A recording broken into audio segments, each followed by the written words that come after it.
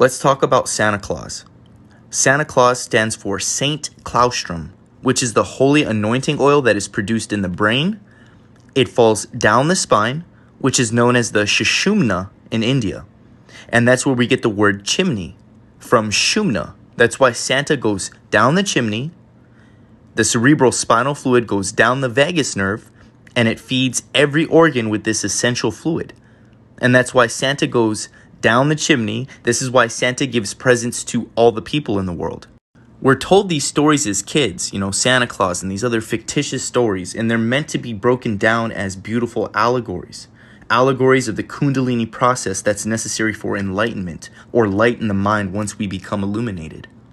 The Christos oil, or the cerebral spinal fluid, whatever you want to call it, this oil is carried by our frequency.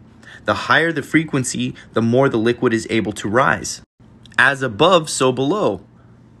Low frequency light becomes matter, and high frequency matter becomes light. It becomes illuminated.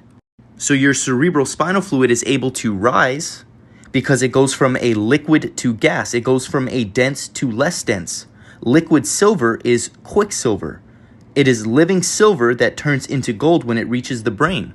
The snake is the low frequency oil, which is represented by the rod. And the wings represent the oil in its highest form.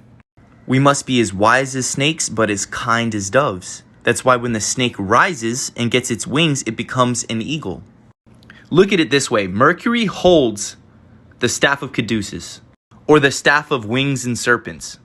Mercury, liquid metal, in room temperature, like in a thermometer, is when the snake has its chin to the ground before it rises. Mercury sublimates into a gas just above room temperature, hence the energy becomes light. Light is a feather, like a thermometer, with red mercury that checks our temperature. The oil at the base of our spines goes from dense to less dense. It becomes less dense when we raise our frequency through love. By the way, another word for mercury besides quicksilver was argentum vivium, which means living silver.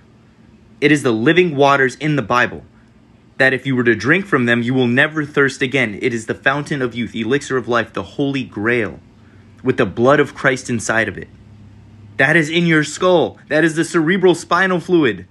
The star at the top of the pine is your pineal gland, shining at the top of your spine. As we raise our frequencies through love, we can heal ourselves and others. It is the greatest gift to humanity. Merry Mass Christening, everyone.